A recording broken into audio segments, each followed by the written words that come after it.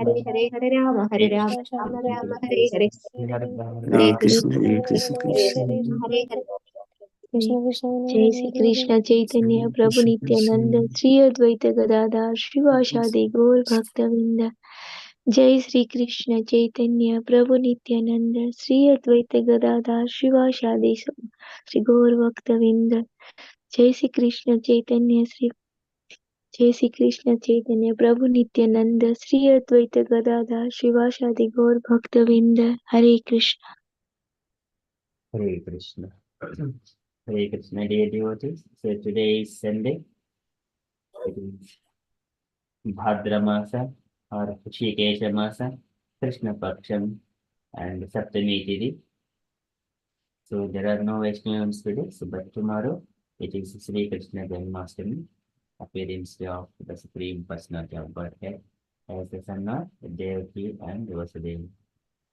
Okay, so for today, so we shall move into Digest Srimad Bhagavatam. ॐ नमो भगवते वासुदेवाय। ॐ नमो भगवते वासुदेवाय। ॐ नमो भगवते वासुदेवाय। Hare Krishna. In the Srimad Bhagavatam, so Lord Brahma speaking to Narada Muni about the different incarnations of the Supreme Personality of Godhead. So far, he has spoken around 7 to 8 incarnations. So starting from the Varahadeva Bhagavan, and then Suyajna, and then Kapila Bhagavan, and then um, Dattatreya, and then 4 Kumaras, and then Naranarayana Rishi, and then later on he spoke about the Krishnigarbha, who is the when Dhruv Maharaj has prayed, so then Lord has appeared. So Rupa Goswami mentions that he appeared as the Krishnigarbha, that incarnation appeared in front of Dhruv Maharaj. So that is Krishnigarbha. And then later on, Pridhu Maharaj and Archi Devi. So Pridhu Maharaj appeared as the son of Vena, and then he has delivered him from his hellish condition. When he fall down from the righteous path, so he fall down into the hellish path, and by becoming the son of Vena, so he delivered his father, and at the same time he also extracted different kinds of herbals from the mother earth. यद्वेणुमुत्पतगतं बीजवाक्यवज्र निःस्पृष्टपौरुषभगं निरये पतन्तं तात्वार्धितो जगति पुत्रपदं च लेभे दुग्धावसूनि वसुधा सकलानि येन. So here in the yesterday's verse, Dvijavakya Vajra. So Brahmanas, their words are like a Vajra, thunderbolt. So one has to be careful with the Brahmanas. So Dvija. Okay, so just with disobedience, all of his pious activities, his opulences, everything will be burnt to the ashes. So just like a Vena, so he became a leprosy person in his next life. Later on, the king Prithu Maharaj, so he brought him and then delivered him from the hellish condition. So he brought him to the Kurukshetra and delivered him. So that is how Prithu Maharaj incarnation. So today, Lord Brahma is saying to Narada Muni about the Rishabhadeva incarnation.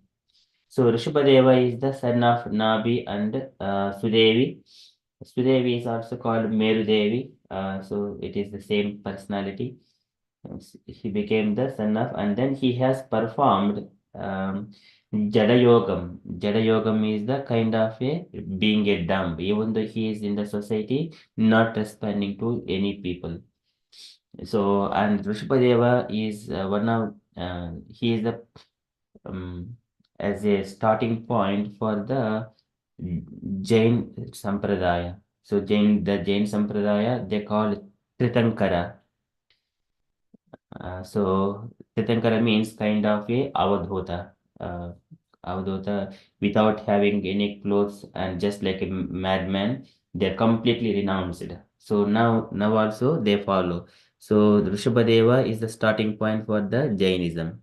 So they take Rishabhadeva as their predecessor, and their last predecessor is the Mahavir. So here, Rishabhadeva is the son of Nabi and Sudevi, and he has performed that Jada Yoga, and then which is the topmost uh, position of the devotional service. It is the Paramahamsa stage. And then, so with that one, he is completely freed from the material senses and the liberation within that liberation stage. And then he went back to his abode. So likewise, Brahma is saying. So we are in the Srimad Bhagavatam, second canto, chapter 7 and verse number 10.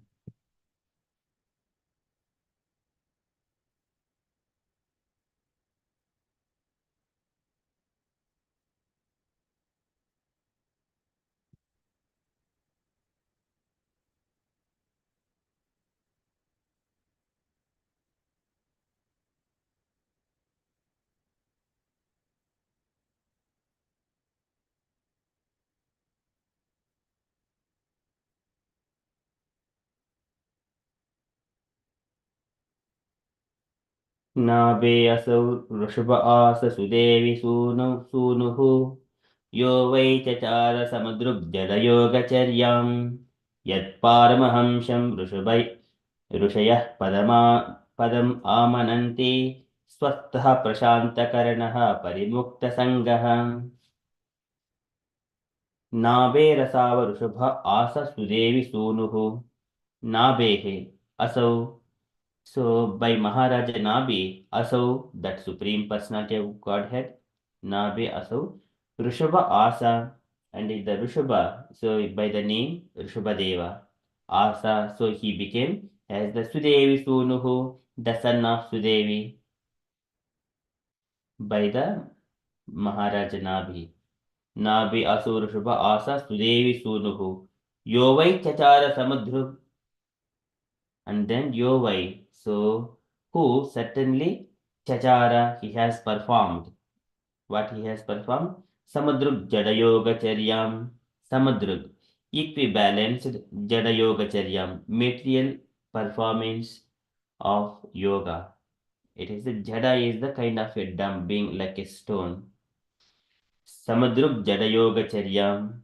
He has performed the yoga in such a way, and which is Yat Paramahamsha Rushayah Padam Amananti, and that which whatever the yoga he has performed, that is Jada Yoga Charyam, that is Yat Paramahamsyam, that is the highest stage of perfection. Yat Paramahamsyam Rushayah Padam Amananti, Rushayah, the learned sages, and they do accept such kind of yoga. Rishyaha Padam Amananti, that Rishabhadev has performed. Now also we see that as a example, Jain people, they follow the same tradition. Yat Paramhamsham Rishayaha Padam Amananti, Swastaha Prashantakaranaha, Swastaha, this is the self-reposed and suspended, self-reposed and suspended. Swastaha Prashanta Karanaha, the material senses. So he has suspended all of his material activities and senses. Swastha Prashanta Karanaha Parimukta Sangaha. Parimukta Sangaha. So completely liberated from the material contamination. Parimukta Sangaha, without attachment to materialistic people or their activities. So Nabehi Asu Rushabha Asa Sudevi Sunuhu Yovai Chachara Samadrub Jadayoga Charyam Yat Paramahamsham Rushayah Padam Amananti Swastaha Prashanta Karanaha Parimukta Sangaha. So translation for this verse. The Lord appeared as the son of Sudevi, the wife of King Nabhi, and was known as Rishabhadeva. He performed materialistic yoga to equibalance the mind. This stage is also accepted as the highest perfectional situation of liberation, wherein one is situated in one's self and is completely satisfied. The purport by Srila Prabhupada ki jai. Can I request any unallocated devotees to read this purport, please?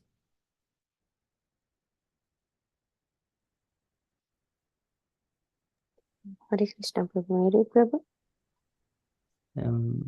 We give a chance to unallocated devotees, Mataji. Maybe Asha Mataji, if available. Yeah.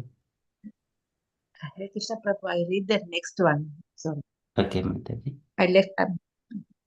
Okay. Usha Mataji, so you can. Okay. Thank you, Prabhu. Out of many types of mystic performances for self-realization, the process of Jada Yoga is also one accepted by authorities. This Jada Yoga involves practicing becoming like a dumb stone and not being affected by material reaction. Just as a stone is indifferent to all kind of attacks and reacts of external situations, similarly one practices Jada Yoga by tolerating voluntarily inflictions of pain upon the material body. Such yogis out of many self-inflictions methods practice plucking out the hairs on their heads without saving and without any instrumental help. But the real purpose of such a Jada Yoga practice is to get free from all material affection and to be completely situated in the self. At the last stage of his life, Emperor Rishabhdeva wandered like a dumb madman, unaffected by all uh, kinds of bodily mistreatment. Seeing him like a madman, wandering naked with long hair and a long beard, less intelligent children and men in the street used to spit on him and urinate on his body. He used to lie in his own stool and never move, but the stool of his body was fragrant like the smell of fragrant flowers, and a saintly person would recognize him as a Paramhansa, one in the highest state of human perfection, one who one who is not able to make his stool fragrant should not, however, uh, intin- imitate Emperor Rishabhdeva. The practice of Jada Yoga was possible for Rishabhdeva and others on the same level of perfection, but such an uncommon practice is impossible for an ordinary man. The real purpose of Jada Yoga as a material here in this verse is prasanta karanaha, or subduing the sense. The whole process of yoga, under whatever heading it may be, is to control the unbridled material sense and thus prepare oneself for self-realization. In this age specifically, this Jada Yoga cannot be of any practical value. But on the other hand, the practice of Bhakti Yoga is permissible because it is just suitable for this age. The simple method of hearing from the right source, Srimad Bhagavatam, will lead one to the highest perfectional stage of yoga. Rishabhdeva was the son of King Nabi and the grandson of King Agnidhara, and he was the father of King Bharata, after whose name this planet Earth was called Bharatvarsha. Rishabdeva's mother was also known as Meru Devi, although her name is mentioned here as Sudevi. It is sometimes proposed that Sudevi was another wife of King Nabi, but since King Rishabdeva is mentioned elsewhere, As the son of Mary Devi, it is clear that Mary Devi and Sudevi are the same person under different names. Srila Prabhupada Ki Jai. Jai. Thank you, Mataji.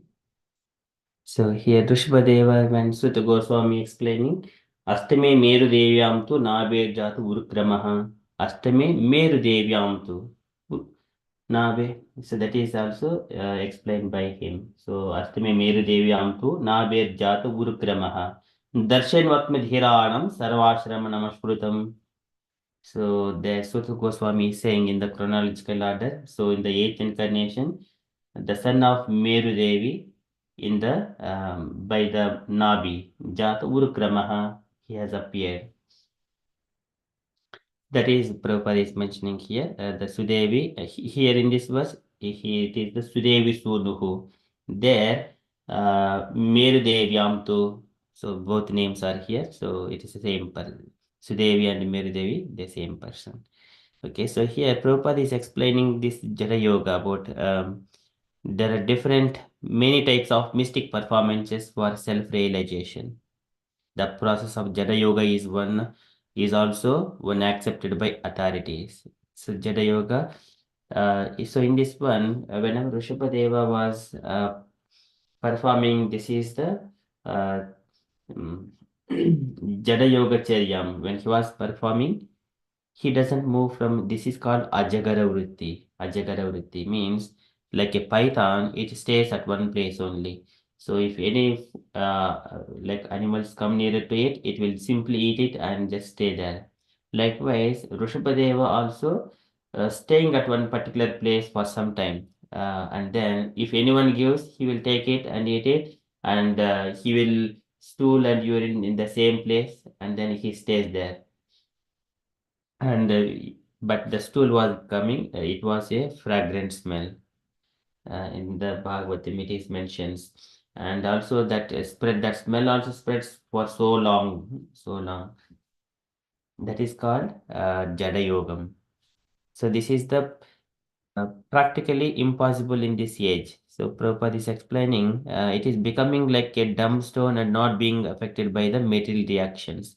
Just as a stone is indifferent to all kinds of attacks and re-attacks of external situations. So here people and so many people they spit on the Vrishabhadeva and then see urinate on him. So likewise, see the less intelligent children and men in the state used to spit on him and urinate on his body.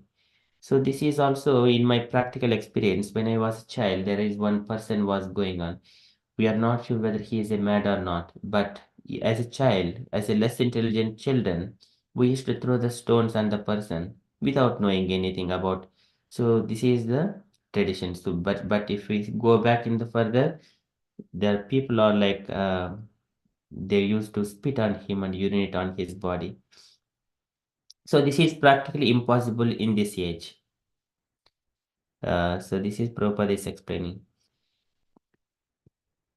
Uh, so just a stone is indifferent to all kinds of attacks and reattacks of the external situations. Now they're more materialistically minded. They cannot tolerate anything. Such yogis out of self-infliction methods practice plucking out hairs on their heads without shaving and without any instrumental help. But the real purpose of such Jada Yoga practice is to get free from all material affection. So free from the material entanglement and to be completely situated in the self. And Rishabhadeva, he wanted like a dumb man in his last stages. And then when in his last stages, he entered into a forest where the forest fire Davana Lagni, so it was going on.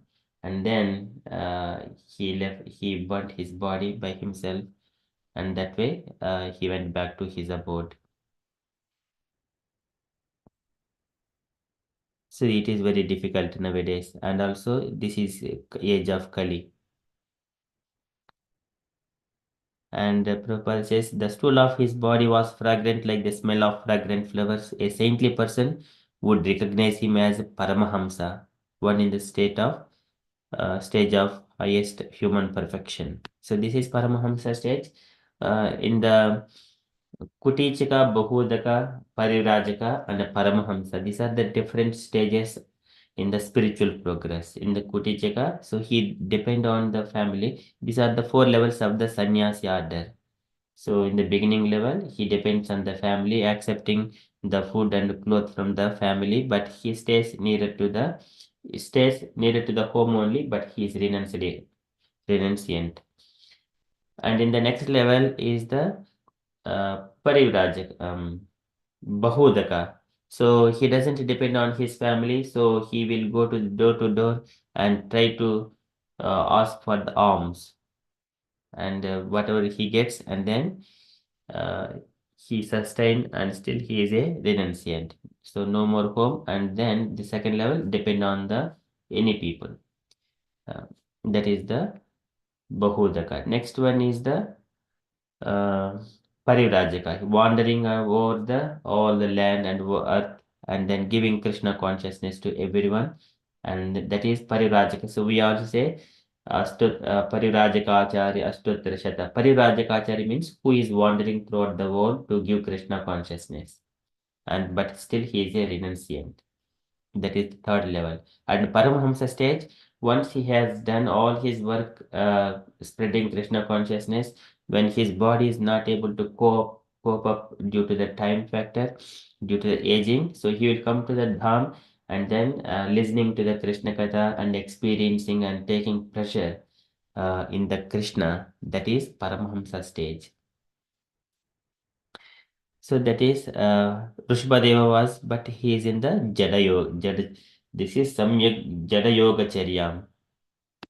And the practice of Jada Yoga was possible for Rushabhadeva and others on the same level of perfection. But it is a uncommon practice, impossible for an ordinary man. But Krishna says that devotional service is the Rajavidya, Raja Yoga. And it is Pratyakshavagamam Dharmyam Susukum Kartum Avyayam. It is to practice this, it is very easy and very pleasing. This is devotional service. And Prabhupada further says that Jada Yoga, as mentioned here in this verse, Prashanta Karanaha, so subduing the senses. The whole process of yoga under whatever heading it may be, so is to control unbridled material senses. So this is uh, a normal yogi, so he has to yogasya vakshanam lakhe sabijasya nrupatmaje mano yenaiva vidhina prasannam yati satpadam स्वधर्माचरणं त्यक्त्वा विधर्माच निवर्तनं धैर्यवालब्धेन सन्तोष आत्मविच्चरणार्चनं ग्राम्यधर्मनिवृत्तिशा मोक्षधर्मरतिस्तदा मितमेज्याधनं शश्वद् विविक्तक्षेमसेवनम् अहिंसा सत्यमास्तेयं यावदर्धपरिग्रहः ब्रह्मचर्यं तपःशौचं स्वाध्यायः पुरुषार्चनं मौनं सदासनजयः स्थैर्यं प्राणजनशनैः प्रत्याहर्ष इन्द्रियाणां विषयान् मनसा हृदि स्वदिज्ञानाम् एकदेशे मनसा प्राणधारणं वैकुण्ठलीलाभिध्यानं समाधानं तदात्मनः. So these are the way of controlling the senses, always thinking of the Supreme Personality of Godhead. And he has to sit himself, Suchodesi Pritistapya Vijidasana Asanam. तस्मिन् स्वस्ति समासेन रुचिकायः समभ्यसेत् प्राणस्य सोदयेन्मार्गं पूरकुम्भकरेचिकैः प्रतिकूलेन वाचित्तं यथा स्थिरम् अचञ्चलम्. So these are prana, and then pranayamaihi dahed dharanavisya kilbishan. Pratyahars indriya pratyaharene pratyaharsha indriyanam pratyaharena samsarghan dhyanena anishwaran gunan. So these are different pranayama, practical gradual elevation, completely freeing from the material entanglement. यदा मनः स्वं विरजं योगेन सुसमाहितं काष्ठं भगवतो ध्यायेत् स्वनासाग्र अवलोकनः. This is Kapila Bhagavan's Sankhya Yoga philosophy, how a yogi, he meditates in a secluded place, keeping himself free from the material entanglement and in the proper posture, controlling the senses, using pranayama. दहे दोषान् धारणाभिश्च किल्बिषान् प्रत्याहारेण संसर्गान् ध्यानेन अनीश्वरान् गुणान्. So gradually he meditate and then keeping his eyesight. This is Kastam Bhagavatadhyaya Swanasagra Avalokanaha. Keeping eyesight on tip of his nose, he thinks and then remembering the Supreme Personality of Godhead, Narayana in his four-handed form, and then he starts meditation. That is one yoga. That is also a bit difficult. That is also a devotional service. But it is also difficult for us in this age. Specifically, this Jada Yoga cannot be of any practical value. But on the other hand, the practice of Bhakti Yoga is feasible because it is just suitable for this age. So that's why Katala Bhagavan says that Madhyasna Darshana Sparsha Puja Stuti Abhivandanaihi Bhuteshu Madbhavanaya Satvena Asangamena Cha. You go to the temple, look, see the deity and touch the deity, worship and offer a flower, water, Patram Pushpam Palam Toyom Yome Bhaktya Prayachati. That is very pleasing. Stay with the devotees. आध्यात्मिक अनुश्रवणात् नाम संकीर्तनाच्च मे Arjavena Aryasangena Niraham Tata. Stay in the Aryasangena, the devotees who are completely in the devotional service or civilized. This is the elevated civilization. Aryasangena Niraham Tata, detached from the material people. Adhyatmik Anushravana, always hear Krishna Katha. Nama Sankirtana Chami, sing and glorify the Lord. These are all coming under devotional service. Mahatam Bahumanena Denanam Anukampaya Maitriyacha Evatmatulyeshu Neme Yemena Nemena Cha. So if there are highly elevated people in the devotional service, make friendship, respect them. Mahatam Bahumanena, with so much of great respect.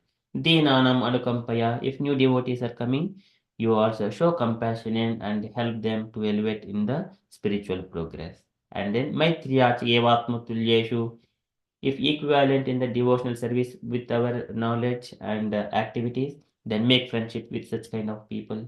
Yemena Nemena Cha, but follow the rules and regulations. Yemena Nemena Cha. So that is very pleasing. That is devotional service. These instructions are very easy.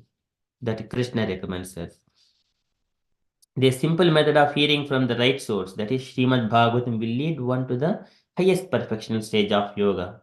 So Rishabhadeva was the son of King Nabi and the grandson of Agnidra, and this is and was the father of King Bharata. So after whose name this planet Earth was called Bharatavarsha. So we see two Bharatas. This is the Bharata, son of Rishabhadeva, after whose name India was called Bharata. But there is another Bharata who is son of Dushyanta and Shakuntala, and from whose lineage this Pandavas family they are all coming from. So that way there is another Bharata as well. So when Krishna addressing Arjuna as Bharata, then that is the another Bharata. So he is the son of Dushyanta and Shakuntala. Who is the Shakuntala is the daughter of Vishwamitra. Vishwamitra and Menaka. So that is another Bharat. And here this Bharat. Bharat is the son of Rishabhadeva. And this Bharat, in his later stages, he also, because attachment with a deer, he became a deer in his next life. And after that, in his third life, he was a Jada Bharata.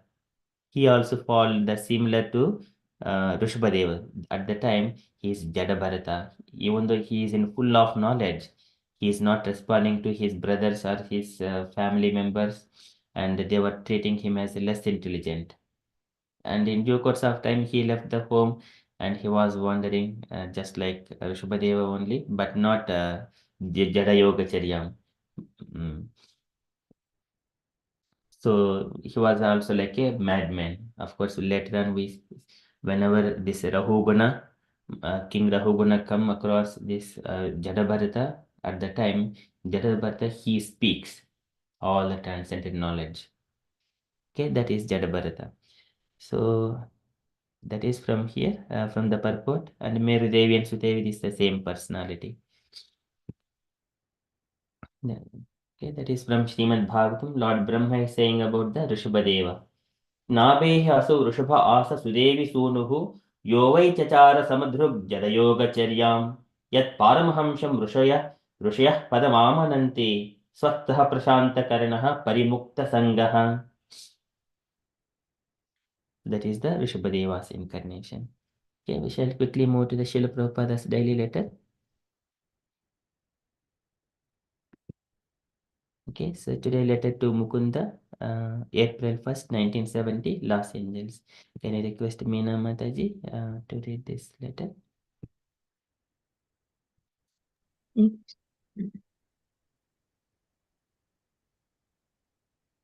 My dear Mukunda, please accept my blessing. I am the due receipt of your letter dated 21st March 1970. Kartalas. 1970, the Karnataka. What is Kartalas. Kartalas? Yeah, Kartalas has not yet reached here. Yes, I am going to the newly purchased church temple, and when I go there by Sunday next, I shall try to teach the local boys in the ways of performing Sankirtan in a circle. I shall send to you the sound productions with photographs if possible, and instructions also. I am awaiting the arrival of the Vartalas. Hope this will meet you in good health. Your ever well wisher, A.C. Bhaktivedanta Swami. Srila Prabhupada ki jai. Jai. Thank you, Mataji. Can you take your point, Mataji? Yeah, Prabhupada is trying to say that he will show everybody how to do the Sankirtan in the circle, and teach how to do the Sankirtan in circle, and also and then he will provide the photograph or production if possible, and how instruction with that photograph. He also try to give the instruction how to do the performance Sankirtan, and he just saying that he's waiting for the Kartala to arrive. Yeah, it's very small letter. So Hare Krishna. Hare Krishna. Thank you, Mataji. Any other points, dear devotees, you wanted to comment or add or say anything on this letter or the Bhagavatam? Yeah, I just want to ask about the Bhagavatam. So Prabhuji, Hare Krishna. Yes, Mataji. So Elena Rusabdeva, you were saying that he was Jad Bharata and was and still he get married afterwards, and then I get like you said, Bharat was got the son as Bharata. So, here, Rishabhadev and his son is Bharata, and that Bharata, so Rishabhadev has got 100 sons. Out of 100 sons, only 9 or 10 sons, they became like kind of a rulers. Out of them, everyone else, they became kind of Brahmanas like that. So Rishabhadev has given all the transcendental knowledge to his children. So out of these 10 children, that eldest one is Bharata.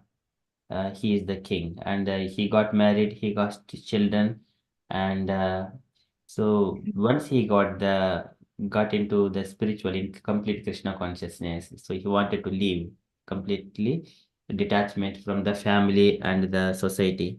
So he has given kingdom back to his children, and then he left the forest. But that is the with immaturity, not in, I would say, um, immaturity in the sense he has got already perfectly environment at home. Everyone are hearing he's the king. It is good place for him to execute the devotional service. But the kings used to go to the forest. But he has gone, even though it is convenient environment, and then he has left that place to the forest, and they were um, Hatred with the deer, isn't it? Yeah, he got again attachment with the deer, which is again material. He left his wife and children, and then here he became friend with the deer. Mm. So that's Okay. why when he left his body, then he was remembering what happened to that deer. In due course of time, that deer it has left on his accord, according to its nature. Mm. But the Rishabhadeva was thinking, Bharat Maharaj was thinking where that deer has gone because he has raised the deer from his childhood onwards, like his own child. So, Mm. but because of its nature of deer, it has left that place, and he is always thinking what happened to the deer, whether it has eaten food or not, whether it has drink water or not, whether it is good, healthy or not. Likewise, he has been thinking. That's why he got a deer body in his next life. But Mm. even though he got a deer body and living, but he has taken as a birth as a deer. But because of the knowledge he has got and maintained, he was not staying with all other deers. So even the deer, he was far away from all other deers and eating only the dry leaves. And then in due course of time, he coming back to the same ashrama where he was previously meditating, the Pulaha ashrama. And then there, eating just only the dry grass in due course of time, he left that deer body as well. And then later on in the next life, he became a son of a Brahmana. Bharat. Sure, Bharat. Yes, and still he maintained that knowledge. Mm. Yeah, but I just was thinking that Rushabhadeva, after he was like, materialistic, still he got married and then he got 100 son afterwards. Because here he just said he was, mm, I mean, like, Yes. living as a child, Bharat, child. So like children's and everybody is just doing, so still afterwards he got married and then he got 100 children. And he is the incarnate of God, isn't it, as well? You mean Rishabhadeva Mataji? And I'm just saying, Rushabdeva here is mentioned that he was living as a child, Bharat, like type of like children, and still afterwards he get married. Um, so here Rishabhadeva, so he got married. He was an emperor, and he got married. He got children, and then he gave the knowledge. And then in his last stages, he was performing this. Men, like, okay, Yes, in his last stages, not in the beginning. okay. I thought it's beginning and then he got okay. Then No. he was performing. Okay, Yes, it is in his last stages. So that is what Prabhupada is mentioning here. I just missed out that. Okay, So this Emperor Wanderlake in his at the last stage of last uh, stage. life, Emperor Rishbade wandered like a dumb madman, not in the beginning. In the beginning, he was an emperor Mhm. and he got family, 100 children. He was, he got all the transcendental knowledge and he gave that knowledge to his children as well. And once he Mm. made Bharata as the king, established his son as the king, then he relieved from his responsibilities and then he took that Samyak Jada Yoga Charya, that particular path. Okay, I understand. Okay, so after last stage. Okay. Yes. This was I was just confused. Okay. And then Jal Bharata also like once he become Indian, then he never like and he knew afterwards he don't want to attach anybody So in Yes. Jal Bharata case and then thank you, Prabhuji. Thank you so much, Mataji. And then Rusapadeva is also is not like 24 avatar, but he's come as a such as. And how is Rusapdev become in within a chain, like how he has become in the chain, the Mahatirthakar or whatever. Yes, so they have some people at the time when the Rishabhadeva was in his last stages, he was performing, and the king of the neighbor country, he also trying to imitate the similar to Rishabhadeva. He also renounced everything and trying to imitate. but not the same position as Rishabhadev, kind of imitation. So, and that imitation has been continued in the further generations. Of course, there are some real yogis as well, but so this is what we see in the Srimad Bhagavatam. So Sukadeva Goswami was speaking to Parikshit Maharaj about this one. This is in the fifth canto, and then so activities of Lord Rishabhadeva. So it is he mentions here in this chapter summary. So here, if we see here, the pastimes of Lord Rishabhadeva as a liberated soul were known by King Konka, Venka, and Kokata. This king name was Arhat. So here, if we see a little bit further, while traveling in South India through the provinces of Karnataka, Konka, Venka, and Kotaka, Lord Rishabhadeva arrived in the neighborhood of uh, Kotakachala. Suddenly, there was a forest fire that burned the forest, and Lord Rishabhadeva's body to ashes. And the pastimes of Lord Rishabhadeva as a liberated soul were known by the king of Konka, Venka, and Kotaka. The king name was Arhat. He later became captivated by the illusory energy, and in this condition, he set forth the basic principles of Jainism. See, this is the Jainism, basic principles of Jainism. And Lord Rishabhadeva set forth the principles of religion that can be free from material bondage, and he put an end to all kinds of atheistic activities. On this earth, the place known as Bharatavarsha was a very pious land because Supreme Lord appeared there when he wanted to incarnate. So this is the statement, Mataji. So for the Jainism. Yeah. Thank you. Thank Okay, thank you, Mataji. you. Thank you, Hare Krishna. Hare Krishna. Okay, so any other questions, dear devotees, or you wanted to add anything? So like in a Buddha avatar, it suggests it's 24 avatar of like 24 avatar of the Buddhas, isn't it? One of Buddha avatar is mentioned as 21st incarnation. अथासौ युग संजातम दस्यु प्रायुषु जनिता विष्णु यस्यो नामना कलिके Jagatpati. That is the 22 incarnation.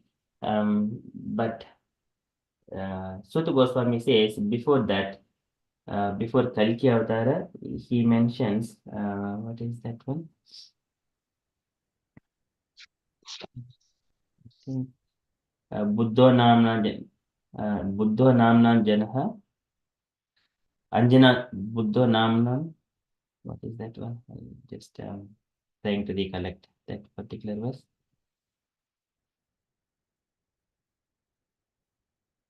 So that particular verse is the Tatah Kalo Samprurute Sammohaya Suradvisham Buddho Namna Anjana Sutaha Kikateshu Bhavishyati.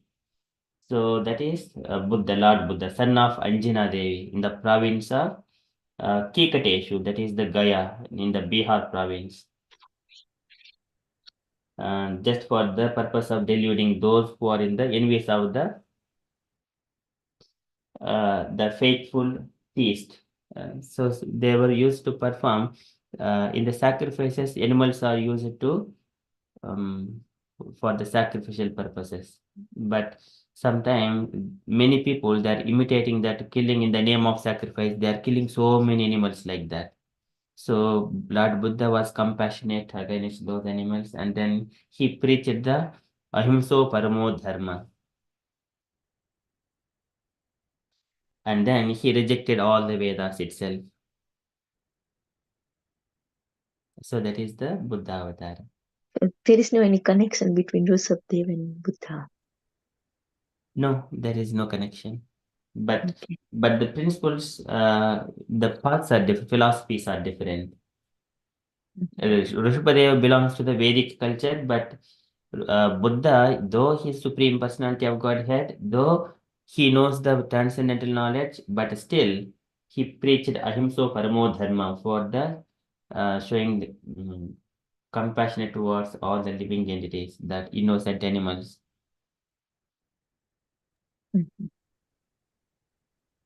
That is for deluding those who are enemies of the faithful devotees, faithful theists. That's why he rejected the Vedas. Buddha avatar means the opposite to the Vedas. It is not follow. I mean, not say the exactly opposite. It doesn't follow the Vedic tradition.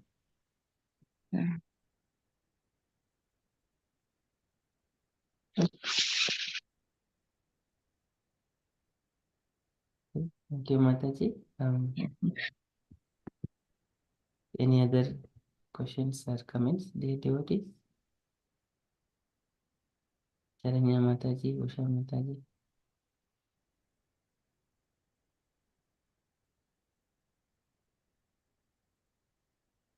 Okay, so that is from Srimad Bhagavatam and Prabhupada's letter.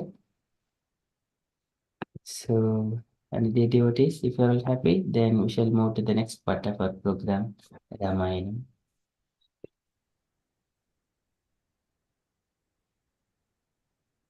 Usha Yes, Mataji? Prabhu. Hare Krishna. I have to leave, Prabhu. Hare Krishna. Yeah, sure, Mataji. Yes, feel Yeah. free to do that. Okay. So, you got any other questions, Meena Mataji? I was saying then ethic, he has stopped all ethic means in Rusapdeva, we were just reading. So ethic, he has stopped all like ethic activities or something. So he has stopped all the materialistic activities. Mhm. That is prashanta karanaha, suspending his senses from the engaging in the material activities. Like for everybody, like only just for himself. Just for himself.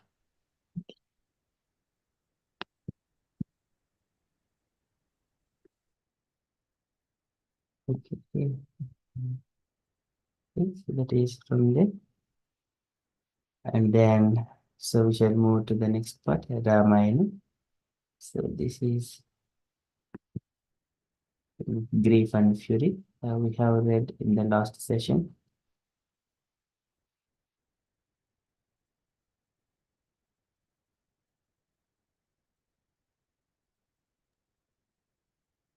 So this is Ramayana, Prabhuji, written by Bhakti Vikas. Yes, yes, it is the Valmiki Ramayana. It is put up into English by Bhakti Vikas Swami Maharaj. Yes.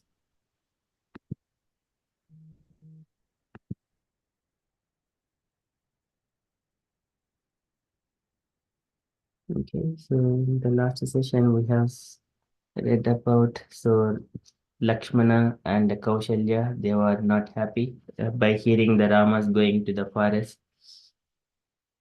But Rama felt no anger towards Kaikeyi and he did not want her to be blamed for what was after all. And so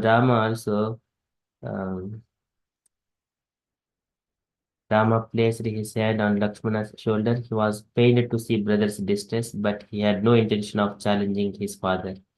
He had to vindicate the king's honor as long as he remained in the Ayodhya. The king would suffer the pain of seeing his truthfulness questioned. Only when Rama had left for the forest, clad in deerskins and wearing matted locks, would Kaikeyi be satisfied and king's word redeemed. This is Rama's intention. So this is what we have read in the last session. And so even Kaushalya, Lakshmana, they were not happy and they were very angry towards Dasharatha and Kaikeyi. So, but Rama, so he consoled them. So here he mentions Rama gently restrained his devoted brother. Control now your anger and grief, O Lakshman. Take courage and overlook this seeming offense to myself. Experience instead the joy of assisting our father to increase his virtue by implementing his pledge. Gentle brother, please send back all the items gathered for my consecration today. Reassure my mother and help me prepare for my departure. So this is Rama's virtue, and he is adhered to, but even the cost of his own desires and happiness. Suffering intense pain, he is prepared to abandon his beloved's. He is prepared to. This is about the. Uh, so he is prepared to abandon his beloved son for the sake of truthfulness, my dear mother. So here, this is Rama is saying. Rama is saying to Kaushalya, it is he who is always your shelter and means of happiness in both this and the other world. You should therefore remain by Dasharath's side and serve him. Pray grant me leave to go to the forest. I shall never accept the rulership of the earth through unrighteousness. This is Rama words to Kaushalya, and Rama words to Lakshmana is to control the anger and assist the father in implementing his pledge. That is the Rama. So Rama always wanted to follow the instruction of his father. This is the instruction of um,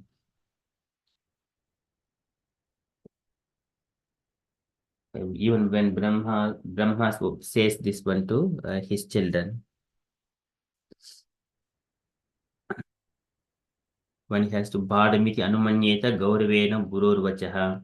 One has to, with so much of respect, yes, sir, I will follow your instructions. Your words are my order. Likewise, a son or a disciple has to follow his spiritual master. Bhadamiti Anumanyeta. Please order me. I will do it. Anumanyeta Gauravena, with so much of respect. Now, so Rama grown up in that environment and he wanted to respect every word of his father. He wanted to keep his father on the high level. So for that one, he is prepared. Then only Kaikei words will come true and king's promise will come true. And they will be king's promise, king's word is redeemed. And Kaikei would be satisfied. Okay, so now we shall continue from here. Okay, we shall read each page, devotees. Asha Mataji, would you like to read Mataji 2 paragraphs? Lakshman looked at the ground. He was burning with the thought of the terrible injustice about to be done to his brother. But he could not possibly defy Rama's desire. Rama put his arm around Lakshman's shoulder and spoke reassuringly. All this should be seen as the will of providence, which can never be flouted. No blame should be attached to Kaihehi, for it was Providence alone who moved her to make a request to our father. How could she have ever decided to send me away? She has always treated me exactly as has my own mother, Kaushalya. Surely she was prompted by Providence to say to the king those terrible words, giving him such grief. I know her to be gentle and kind.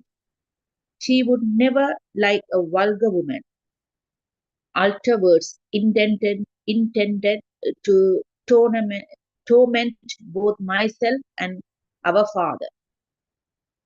Rama felt no anger towards Kaiheyi, and he did not want her to be blamed for what was, after all, a divine arrangement. He continued, that which cannot be foreseen or understood must be accepted as the will of providence alone. What man can ever contend with destiny? Joy and sorrow, gain and loss, birth and death, all of these come one after another by the arrangement of providence or destiny. None can avoid them, nor can anyone alter the strong course of destiny. When even the best laid plans go awry without any apparent cause, it is undoubtedly the work of providence. And one more paragraph, Mataji. Okay. Rama smiled at Lakshman, whom he knew had spoken only out of love. He asked him not to lament for the for that which was unavoidable, decreed by some unseen destiny. Lakshman should not ensure either their father or Kaihehi as they were moved by superior forces. Rama then asked that the sacred water gathered from his installation be instead used to anoint him at the inauguration of his vow of the asceticism. He looked at his younger brother with affection.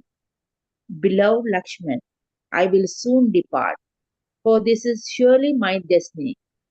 Hare Krishna. Thank you, Mataji. Very nicely read. So here in this paragraphs, it is explained. So Rama is not seeing any fault at Kaikeyi's side. So no blame should be attached to Kaikeyi. And see, after Rama spoke to Lakshmana and Kaushalya, so now they are quiet. Lakshmana looked at the ground. He was burning with the thought of the terrible injustice about to be done to his brother. But he could not possibly defy Rama's desire. So now he doesn't know what to do. So now Rama put his arm around Lakshmana's shoulder and spoke reassuringly. So it is all should be seen, all this should be seen as the will of providence, which can never be floated. No blame should be attached to Kaikeyi. This is the right position. Why it is the right position? If we see, if we point anyone who have done mistakes, which is affecting us, we should not point to them, because the pains and pleasures, they come to us through some channels, but it is only us.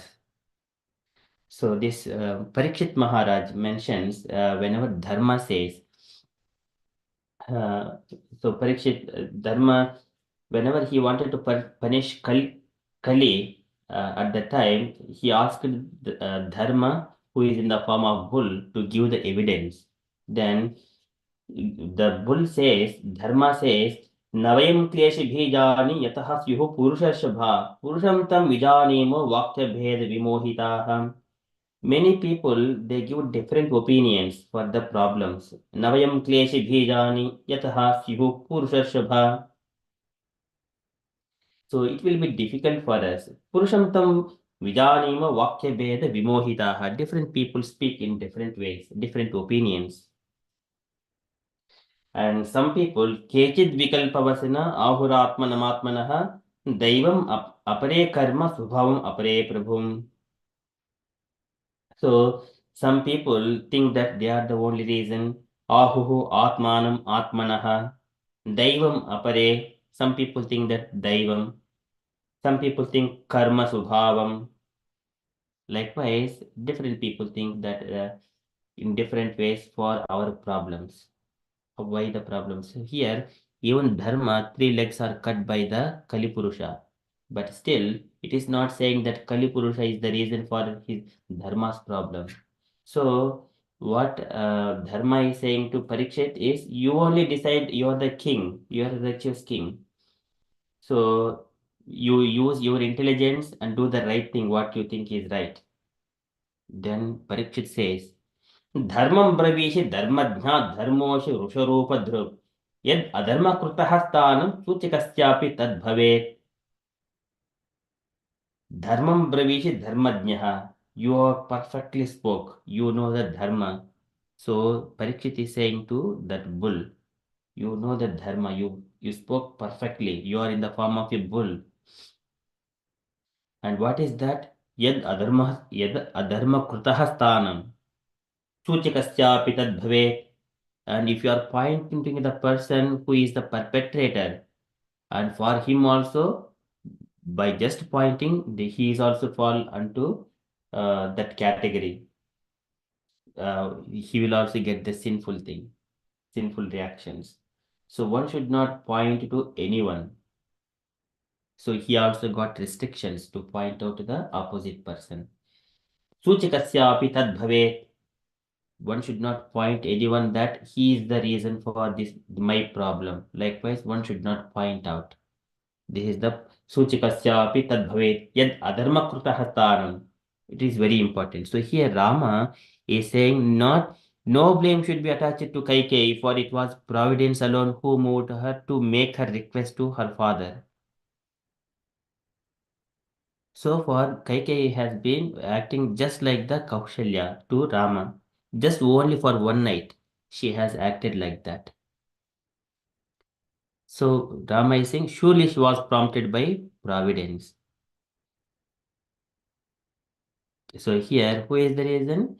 Everyone knows that Mandara. How Mandara is not in the right transcendental knowledge. So she was used by the demigods um for the purpose of Lord Rama to be sent to the forest.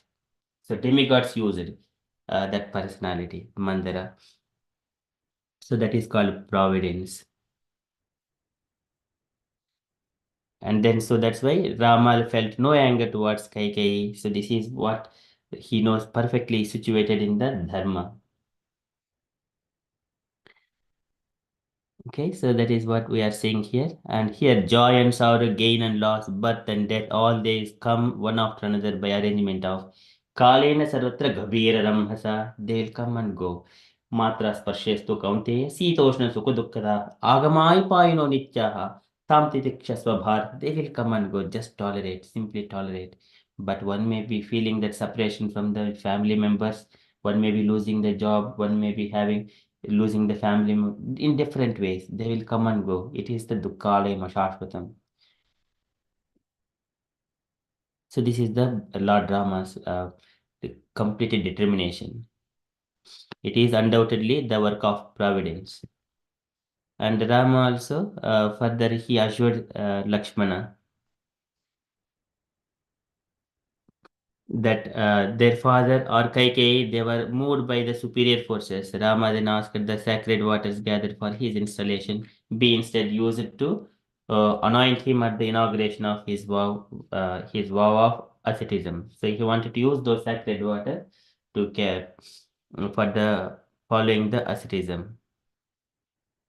Okay, so and then Rama is now determined to go. Beloved Lakshman, I will soon depart, for this is surely my destiny.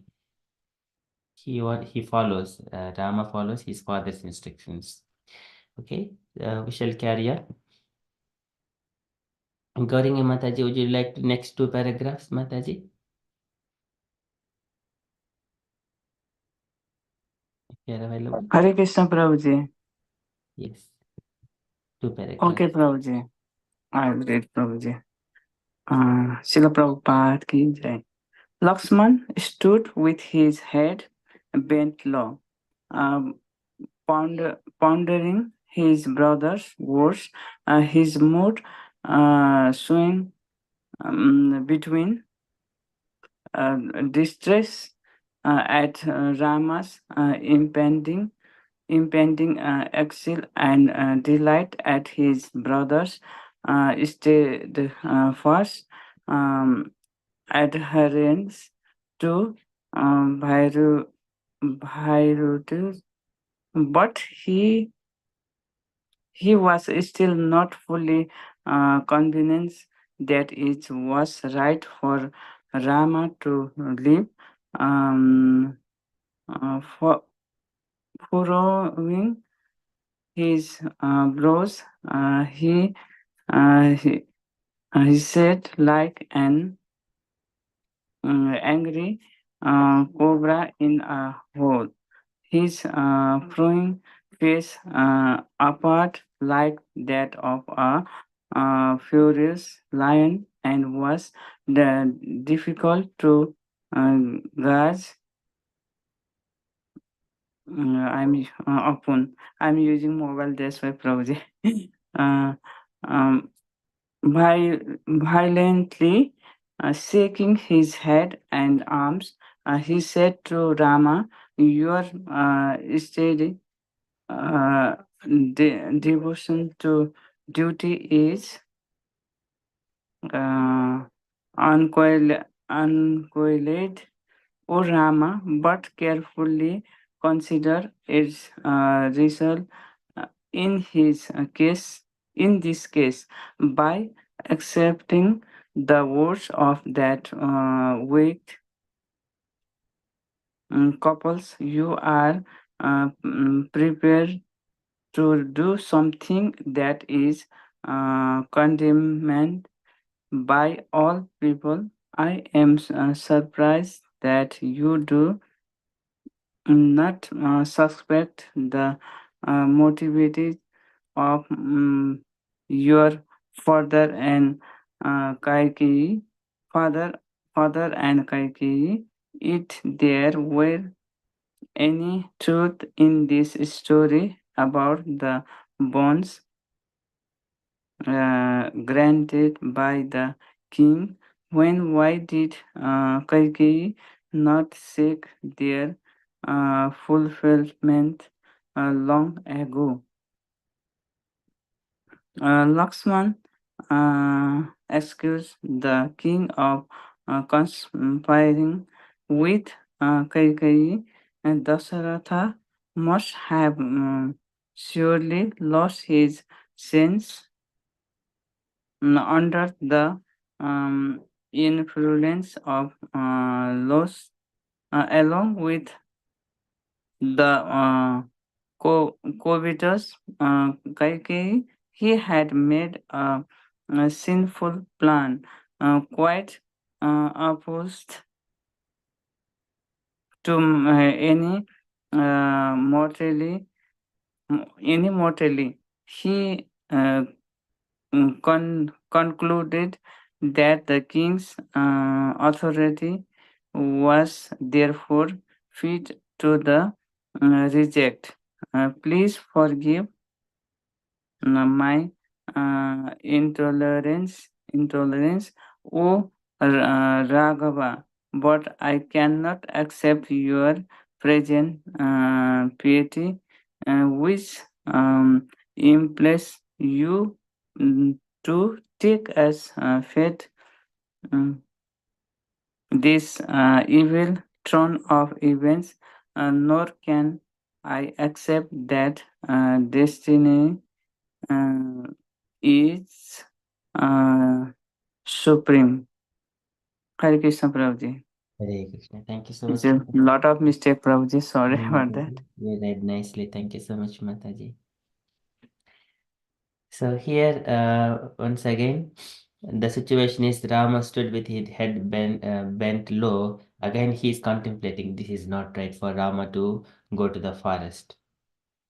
And he's thinking that how dare this Kaikeyi and Dasharatha has done. So he's like an angry cobra in a hole analogy is giving. Cobra is always very angry. The snakes, their property is always be angry and bite unnecessarily.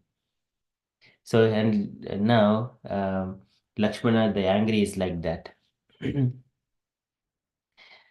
And also like that of a furious lion and was difficult to gaze upon. Violently shaking his head and arms, he said to Rama, your stead devotion to duty is unequal. O Rama, but carefully consider its result in this case. By accepting the words of that wicked couple, you are prepared to do something that is condemned by all people. I am surprised that you do not suspect the motives of our father and Kaikeyi. If there are any truth in this story about the boons granted by the king, then why did Kaikeyi not seek their fulfillment long time ago? So this is the Lakshmana's thoughts. So sometimes these are all genuine thoughts. We there are so many court cases. We put different ways of, but here, what is motivating one to do that? It is individually one has to be righteous, not the other person. We cannot expect opposite person to act in the same way. So his entire circumstances is different. Our entire circumstances are different. He speak on that way in his own understandings. So that's why this is Suchikasya Pitad Bhavet Yad Adharmasya. So this is a Parikshit statement to Dharma. So he is Lakshmana. There are so many arguments, but what is to be done? Duty. Your steady devotion to duty is unequal. One has to follow. What is the duty? The instructions, whatever coming from the father's mouth to be carried out, that is the duty. Whatever is coming from the husband's mouth, that is the duty for a wife. Whatever is coming from the mouth of a guru, that is a duty to the disciple. And if is you're at work, whatever is coming from your manager's mouth, that is your duty. So one has to follow his master all the time. Then he is duty bound without counting that if he has got any reflections, just say, and otherwise, but you have to be determined to carry out that duty from the master. And also Lakshman accused the king of conspiring with Kaikeyi, so and thinking that Dasharatha must have surely lost his senses, and under the influence of lust. So yes, if there is a karma, this is jayito vishan pumsaha sangasteshu upajayate sangat sanjayate kamaha kamat krodho abhijayate.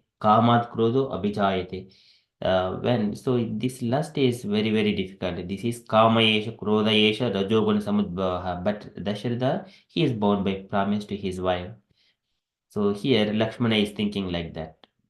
But under the covetous Kaikeyi, he had made the sinful plan quite opposite to any morality.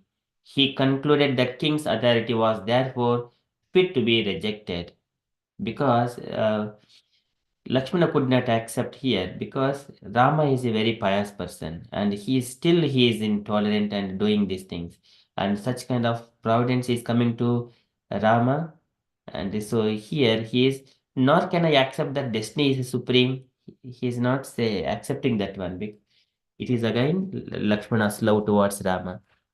So if any situation comes, one has to pour his unparalleled love towards his beloved ones. Even though beloved is very angry to us, but still we have to show so much of love. That way we conquer the anger. So on the other day, when the people are, when the Bangladesh riots are going on, and people are in the England also, these people are putting so many opposite to the riots, that discrimination, racism, putting if hate is loud, the love should be louder. One has to pour so much of love. Love should be louder than the hate. So here Rama is bound by his duty,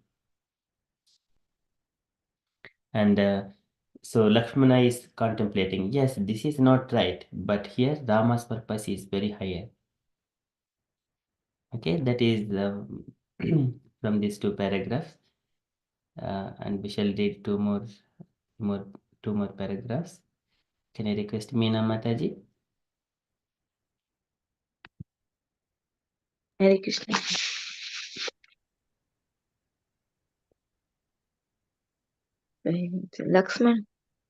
Lakshman was the heroic and powerful warrior. His face turned crimson as he went on. Why should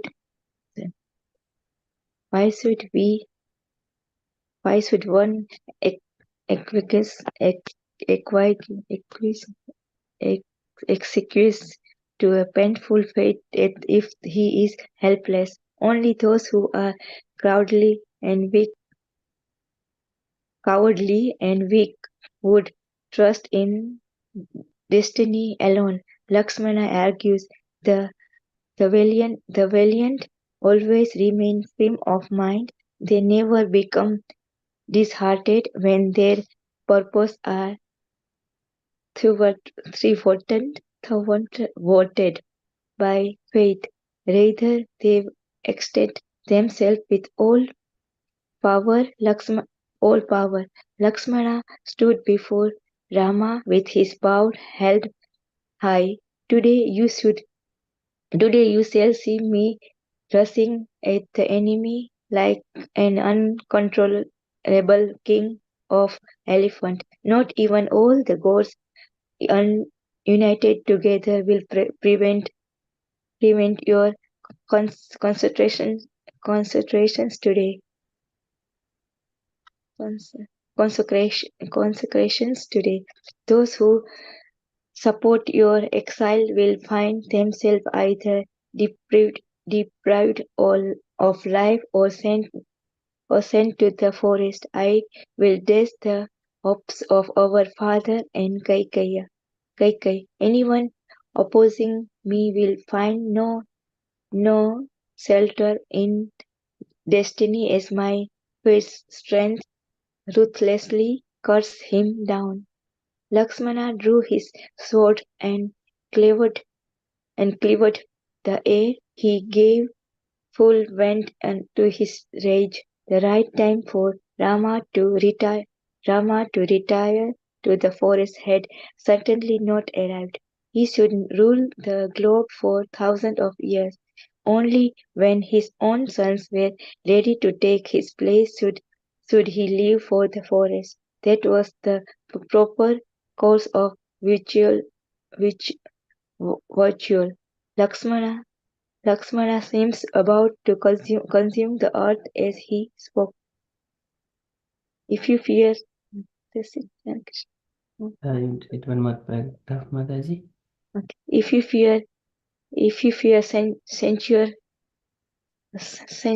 for the seemingly sinful act of rejecting father's order, you should not worry. I shall personally guard you in every way and forcibly repel all those who object to your accepting this kingdom, even as the coastline holds back the ocean. O Rama, allow yourself to be installed installed installed today. I alone am able to prevent any impediments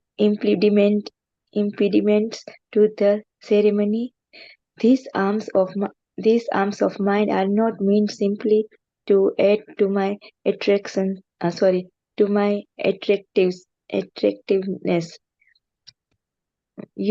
Nor is this bow a mere ornament, nor are my sword and queries of arrows hanging on my body as badges of honor.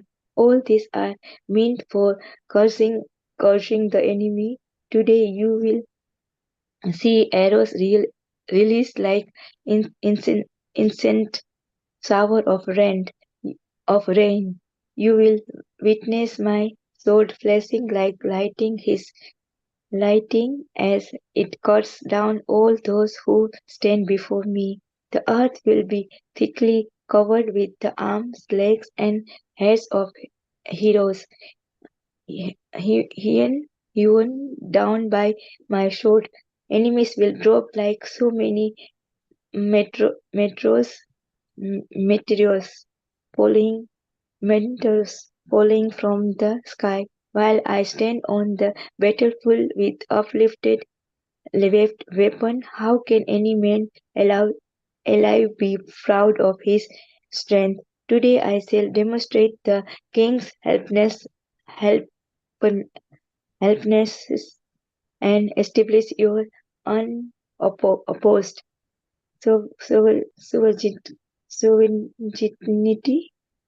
Tell me which of your enemies should this day be deprived of life, farms, and relations?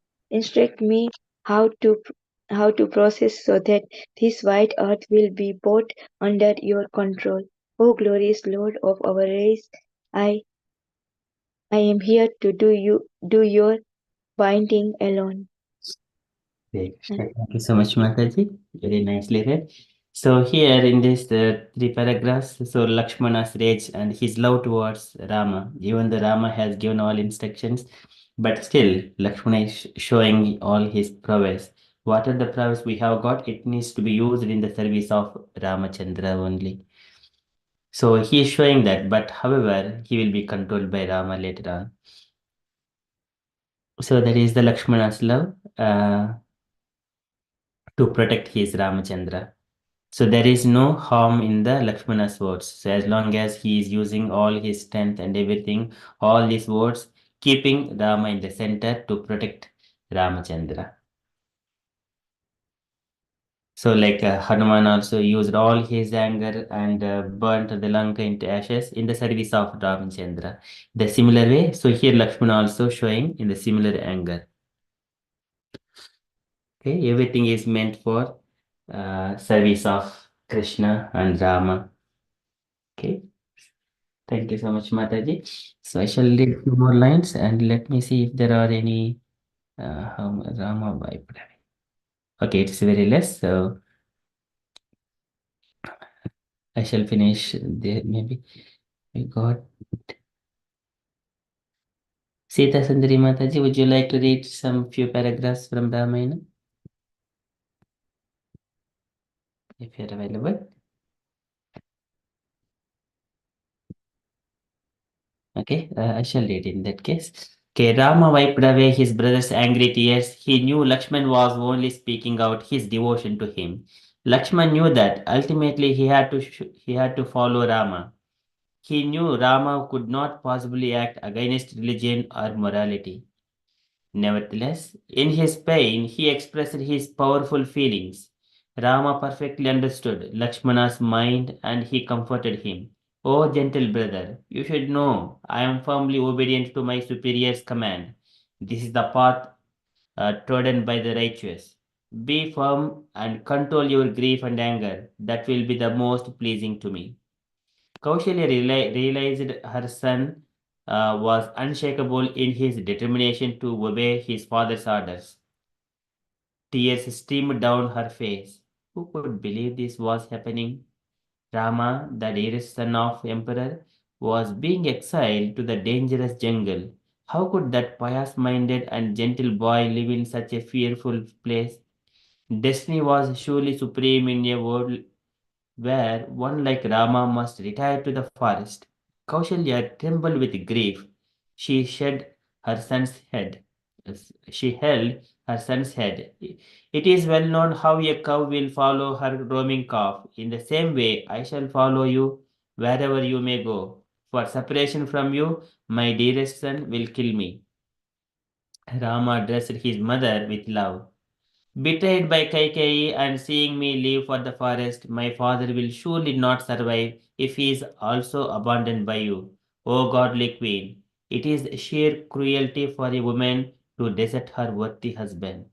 That should never even be contemplated, for it is always condemned. So long as the king lives, you should render him service, for this is the eternal moral code. For a married woman, the husband is her deity and her lord. So this is very, very important. So for a married woman, the husband is her deity and her lord. A woman is always to be under protection of father, husband, and son. So here Kaushalya has got her husband. So Rama is suggesting just use the I am carrying out duty following my father's instructions. O mother, you carry out your instructions from your husband. So your husband is still there. You serve him. You should render him service, for this is eternal moral code. So now further, Rama knew his mother was fully aware of her religious duty, which she would never abandon. He spoke only to give her strength and reassurance. The queen listened in silence as Rama, invoking the ancient religious codes, described the fate of a woman who does not serve her worthy husband. Even if she is devoted to fasts and sacred observances, she will become tainted by sin and suffer the reactions. On the other hand, a woman who devotedly serves her husband, even without any other religious practices, will reach the highest heaven. This is very, very important. This is the very, very important. So, if a husband has got two wives, one wife is not following the instructions of a husband, but doing all kinds of pujas, vratas, and everything, all kinds of pious activities, but still. So here Krishna says she suffers.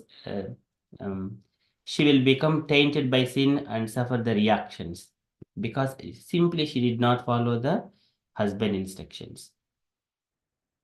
See, this is even if she is devoted to fast and sacred observances, she will become tainted by sin and suffer the reactions. Why? She does not serve her worthy husband. That is the main thing. And on the other hand, woman who devotedly serves her husband, even without any other religious practices, will reach the highest heaven.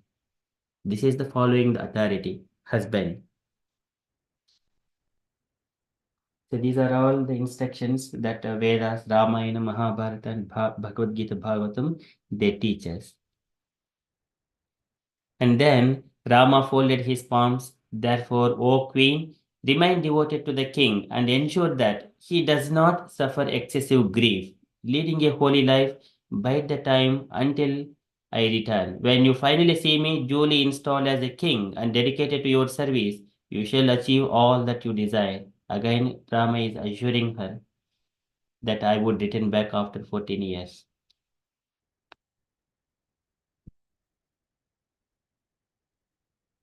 Yeah, and then further, there are 3 more paragraphs. Sita Sundari Mataji. Yes, Prabhu, Hare Krishna. Although dismayed at the prospect of losing her son for 14 years, the pious Kausalya nevertheless felt delight to hear his admonition. It was clear she could not change his carefully considered resolution to depart. Blinded by her tears, she said, "Go then with my blessings, O heroic son. May good bestide you always. My misery will end only when you again return from the forest and offer me words of consolation. If only that time were already arrived. Live now with a steady mind, dear Rama. Following in the footsteps of the righteous, repay your debt to your father." Still, in the grip of sorrow, Kausalya began to worship the gods in order to invoke divine blessings for her son, praying to each of the principal deities and asking that they guard Rama from all dangers. She offered oblation of ghee in the sacred fire. As she finished her prayers, Rama bowed before her and held her feet for some time while she wept softly. Embracing him tightly, Kausalya said, "Please live in peace, my child, and accomplish your purpose. When at last I see you return, as one would see the full moon appearing above the horizon, all my sorrows will be gone. Only when I see you askant your father's throne, wearing the crown and clad in royal robes, will my heart's desire be fulfilled. Many all the gods protect you, may all the gods protect you as you sojourn in the dreadful forest. Depart now, O Raghava. I wish you well." Rama took leave on the grieving Kausalya, who followed after him with her eyes. He went out of her apartments, feeling agony. Lakshman, who had resigned himself to accept Rama's determination to depart, followed close behind. I have goosebumps really. Hare Krishna. Hare Krishna. Thank you, Mataji. So this is the mother's love towards a son. Yeah. So, Mataji wanted to add anything, Mataji?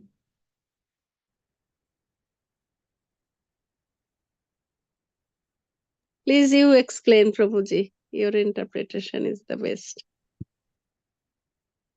It's only you explained very nicely, Mataji. So here, this is the feelings of your mother.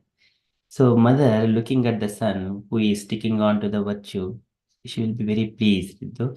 And so admonition here, Rama is saying that, oh mother, and explaining that you have to be obedient to your husband. That is your virtue. That is the moral code.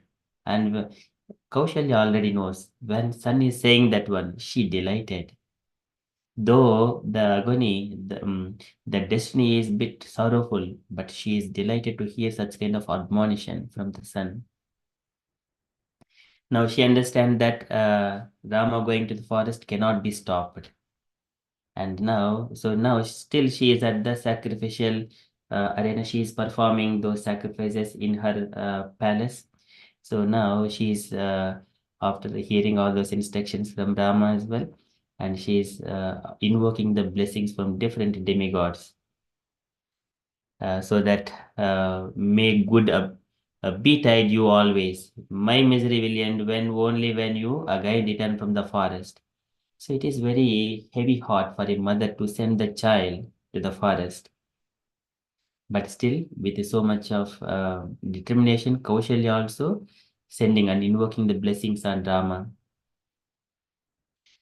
So live now with a steady mind, O dear Rama, following in the footsteps of the righteousness. Repay your debt to your father. So this is how one can repay his debt to the fathers, following the instructions of your father. As simple as that. We do not have to contemplate whether it is right or not. It comes from authority. That is righteousness. And then, still in the grip of sorrow, Kaushali began to worship the gods, to invoke divine blessings for her son, and then to protect Rama from all kinds of dangers. She offered oblations of ghee into the sacred fire, and then Rama holding her feet for some time, and then she is crying but embracing him tightly once more, and then, so you live in peace, O my child, and accomplish your purpose. This is again blessings of Kaushalya to fulfill your promise to your father. And also her desire is also saying that once you come back and I see you in the clad in royal dress, then only my desire will be fulfilled. May all gods protect you as you sojourn in the dreadful forest. Depart now, O Raghava. I wish you I wish you well. So this is the blessings. So one should not cry when a person is leaving. So and now here she is saying, depart now. It is instruction of Kaushalya as well now. And sometimes whenever our beloved is going from home, sometimes we may feel crying, keeping the tears in eyes. निरंदन उद्घट भाष्पम औत्कंच Devaki सुते निर्याच अघर न भद्रम इति स्यात् इति स्यात् बान्धवः स्त्रियः. So when Krishna was departing from Hastinapura to Dwaraka, and the women of Hastinapura, Nirandan Udgalat Bhashpam, keeping the tears in their eyes and they're crying. Outkancha Devaki Sute, with so much of love and affection, they could not even speak. And then Niryati Agaranna Abhadram, so they stopped them, those tears, with so much of difficulty, so that inauspiciousness should not come to Krishna. Niryat Agarat Na Abhadram, Na Abhadram, Iti Syad Bandhava Striyah, and all the relatives of Krishna. So they have stopped. And then they finally, it was a very good procession going from Hastinapura to Dwaraka. So here Rama is departing from Ayodhya to forest. So now she has blessed, O Raghava, I wish you well. Depart now. And so now Rama took leave of the grieving Kaushalya, who followed after him with her eyes. So there are different ways to follow. When Krishna was entering into his Dwaraka, all these Krishna's queens, they embraced Krishna with their eyes. Tam Atmajaihi, so they are, it is very, by Antaratmana and by their eyes, they embrace it. It is Parire Bhire Patim. So it is kind of a different when we this kind of mode we can follow when we go to the temple with our eyes within our heart by sending keeping ourselves our mode who is decorating the deity and who is doing arati to the Lord, keeping ourselves in such a way uh, we are also doing directly personally to the Lord and embracing the Lord within our heart. So this is we can follow. Dhranta bhavaha parirevhire patim. That is called Dhranta bhava. And then Rama went out of her apartments feeling agony, and Lakshmana, who had resigned himself to accept Rama's determination to depart, followed close behind. So this is Lakshmana always follows his brother. And though he is the son of Dasharad, and some Lakshmana, he is eternal companion of Ramachandra, and he never leaves Rama. Okay, that is his righteousness that he follows. Okay, so this is with this one. So we have completed this chapter. It's grief and fury. So the pains of Kaushalya and Lakshmana, and Rama's consoling words to them, and Rama's determination, and the living exchanges between those people are very, very important because they are speaking the moral codes. Okay, so I request dear devotees, if you have got any things to add, kindly add. If you have got any questions, kindly ask. Share your feelings. Hare Krishna. Hare Krishna. Thank you, Prabhuji. Very nicely. Like, say, just a small question that, this, yeah, this was mentioned that even the wife just obey the husband without any devotional, still they get higher Yes, liberation, means that they are not following any ritual or any religions or anything like that, but just then still they get heavenly planet like that. yes, yes, correct. So like how you serve, like whatever, like how you serve the husband, that's only important. Yes, Safety. yes, we have to. Woman's duty is to please the husband. Always see the smile and happiness in the husband face. At any point of time, a woman should not criticize or scold or hit or do anything to the husband, even though husband has got all kind of thing and he is very patient. That one woman should not take advantage that to use sharp words against the husband in any case. These are the moral codes.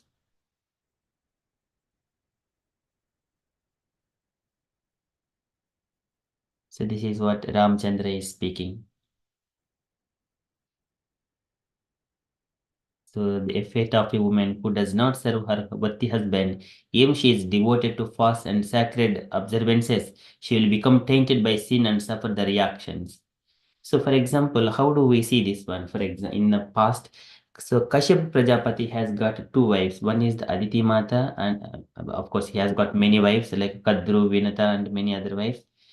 So Aditi Mata follows the instructions, and Aditi Mata also follow husband instructions. But on one occasion, Aditi Mata, she simply uh, asks that whenever his Aditi's son Indra, he bereft of the kingdom Amaravati, and it was lost to Bali Chakravarti, and she went to humbly and asked, "Oh, my dear husband, with so much of service, and ask him, what should I do?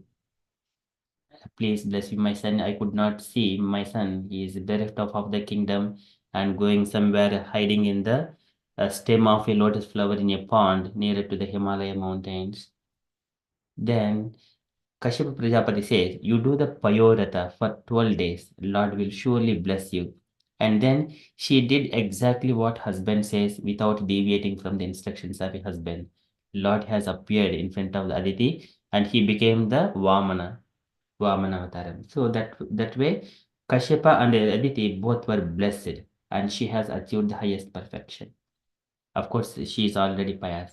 And other side, Diti, on other occasion, even the husband is giving so many instructions, because of her desire, still she acted uh, to that she forced Kashyapa to uh, have a sex intercourse with her, and because she wanted to have a children, but here she did not follow the instructions of the husband. What happened?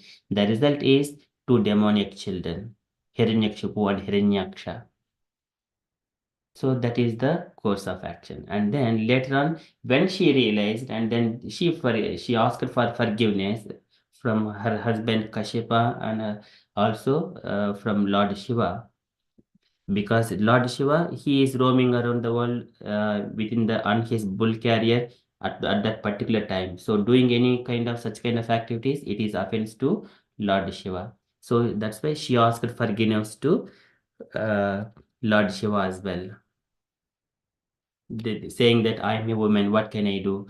I am coming into that kind of influence, the stronger senses. She prays to Lord Shiva and her husband. Then her husband blesses her that, okay, because of your um, admitting your mistakes and asking for forgiveness, your grandson will become a devotee.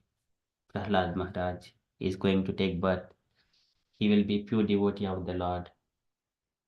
So likewise, he blesses. So that's why woman has to follow the husband instructions at all time. Even though it doesn't matter whether she is following other religious practices or not, but devoting to her husband is very, very important. Even the husband is like other side was not very Even he is not a devotee, one has to follow husband instructions. Yes, okay. that is the material code, the moral instructions. Because if husband doesn't want to go somewhere like in a religion, and then you just have to stop and not to do things like that, isn't it? Yes, on the material plane, woman has to follow her husband. And if a woman is completely devoted to Krishna consciousness on the transcendental plane, then she all her activities are bound by Krishna's service, Mhm. because she has given up the bodily concept of life, though as long as she is protected under some authority. If she is doing the such kind of devotional activities under Krishna consciousness, that is transcendental. It is, but here other religious practices means worshipping the demigods, doing that vrata, this vrata, so many other things for the elevation oneself into the heavenly planets.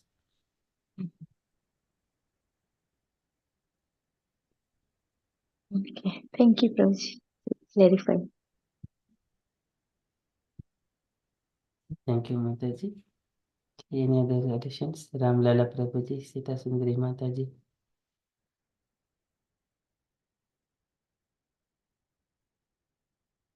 Asha Mataji, Gaurangi Mataji.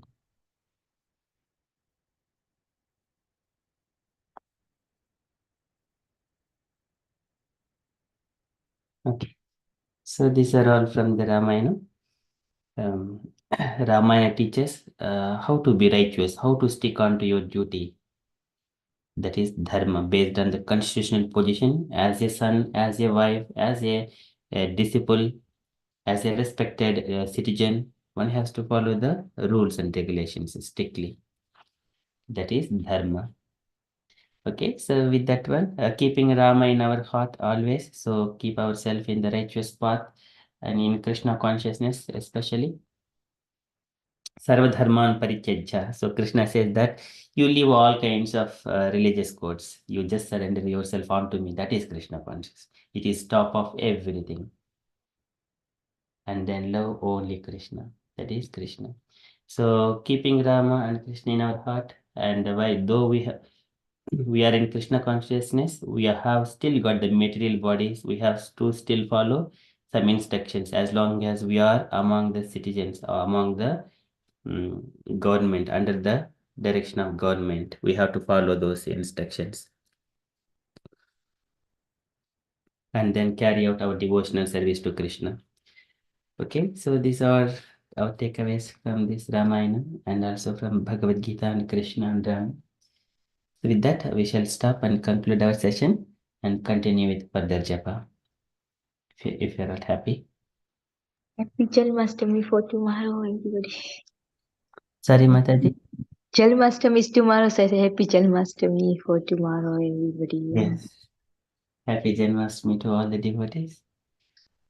In advance. Yes, I think many devotees are waiting for this wonderful occasion. Yes, I was go doing my service in evening, so hopefully we can meet some of them. Yeah, devotee over there. Temple. Yes. Hare Krishna Prabhu. Hare Krishna, Mataji. How do we do the fasting? Like how is it until midnight, or we can do a break noon?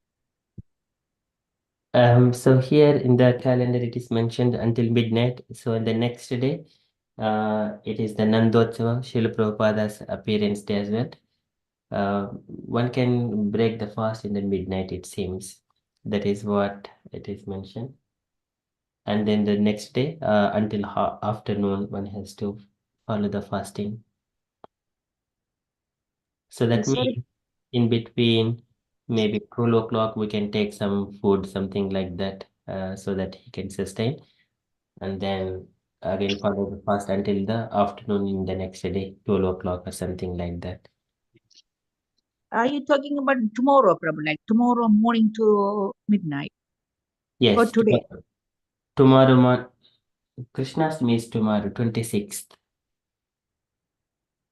Today midnight, Prabhu. So the fasting should be done tomorrow morning to midnight. Yes, Mataji. Okay. So today is nothing. Like we can have anything. Yes, today we don't we don't fast. So in the calendar, so tomorrow we fast until midnight, and then maybe we can take some at 12 o'clock or something like that. Again, follow the Tuesday. Okay, Tuesday. yes, until Tuesday afternoon. Okay. Thank you. We are breaking fasting with Ekadasi. Yes, with Ekadasi prasadam. When we are taking some prasadam on the midnight kind of thing, then we take Ekadasi prasadam. And then on Tuesday afternoon onwards, we take regular prasadam. After 12 o'clock, when the Prabhupada, we are fasting until 12 o'clock. Yes. And then like,